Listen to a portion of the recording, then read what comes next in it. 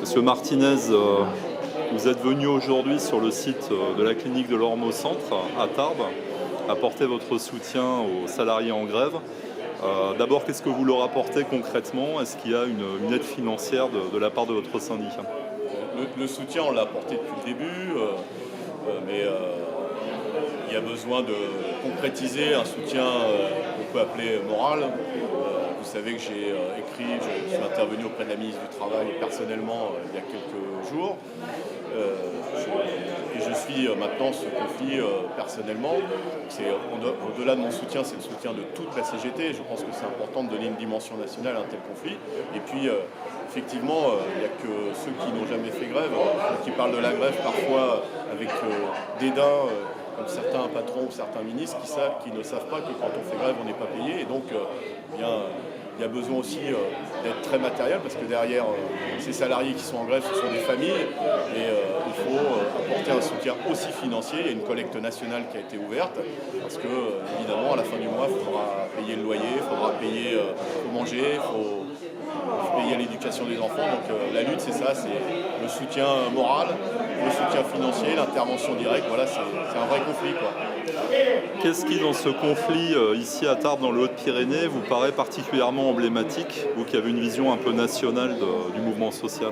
C'est emblématique parce que c'est le problème qu'on retrouve malheureusement dans tous les endroits où j'ai pu visiter, tous les centres hospitaliers, qu'ils soient publics ou privés. C'est-à-dire il y a une logique d'amour de son métier, de présence vis-à-vis des patients.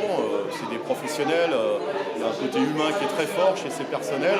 Ils savent que c'est pas uniquement mécanique comme métier, c'est aussi beaucoup de psychologie, beaucoup d'attention qui se heurtent à une logique financière.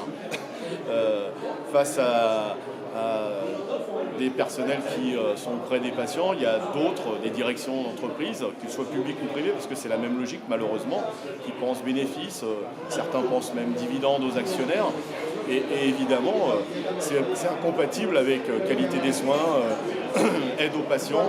C'est ça qui est emblématique ici, quoi. C'est une vraie question nationale sur est-ce que la santé c'est une dépense ou est-ce que c'est un investissement. Nous sommes évidemment pour dire que la santé c'est un investissement et donc l'argent il y en a dans ce pays, il ne faut pas réduire les moyens à ceux qui nous aident à passer des moments difficiles. Voilà.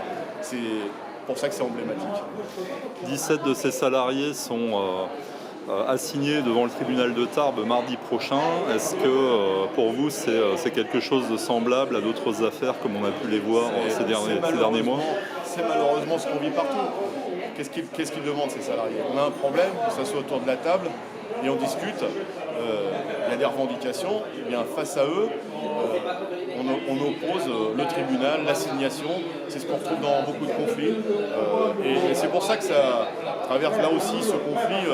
On parle beaucoup de violence, on parle beaucoup d'agression, etc. etc. Voilà.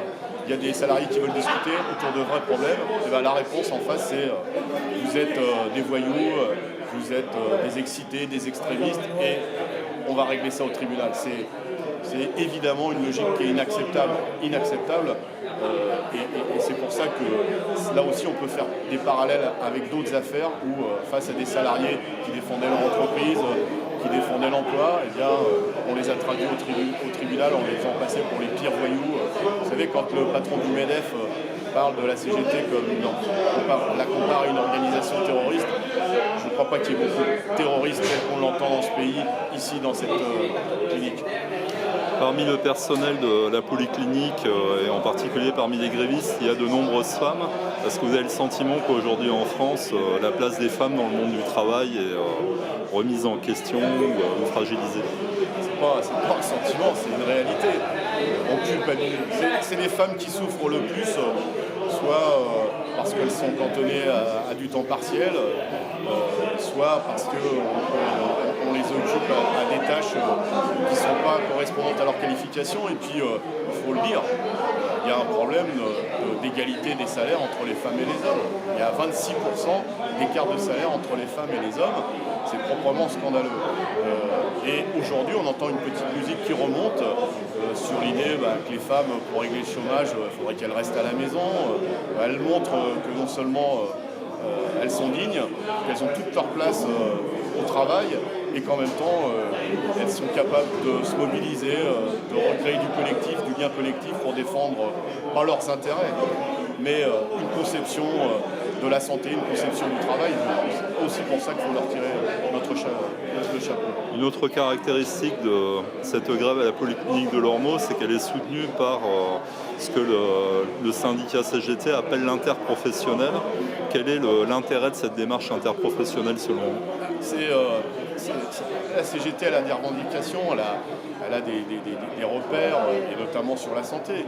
Et donc, tisser des liens entre parfois ceux qu'on essaye d'opposer. Et j'entends souvent quand il y a des grévistes, mais c'est des privilégiés, ils défendent leurs intérêts. Là aussi, c'est tout un symbole. Ils ne défendent pas leurs intérêts. Ils défendent une conception de qualité des soins, une conception d'accueil, de gens qui sont dans les pires difficultés, parce que quand on est malade, on est en souffrance, évidemment. Et donc, c'est loin d'être des privilégiés. Donc, elles défendent, en fait, je dis elles, parce qu'il y a beaucoup de femmes, elles défendent en fait une conception de la fraternité, de la solidarité, pas de la charité, de la solidarité. Et je pense que c'est pour ça aussi que c'est exemplaire.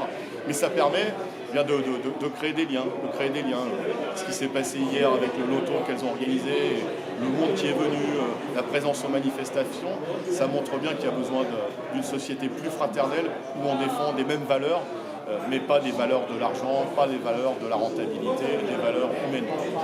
Vous avez sollicité la ministre du Travail, Myriam El Khomri. Qu'est-ce qu'elle a répondu face à ce conflit particulier de la Polyclinique de l'Ormeau ? Le fait de la solliciter, ça donne à ce conflit une dimension nationale. Et elle répond. Pour l'instant, j'espère qu'elle porte toute son attention à un conflit du travail qui pose un certain nombre de problématiques sur la conception du dialogue social, sur la conception de la négociation. Maintenant, on attend des actes, c'est-à-dire qu'elle impose à une direction d'un grand groupe privé où il n'y a pas de problème d'argent, de reprendre le dialogue et d'écouter les salariés plutôt que de les traduire devant le tribunal.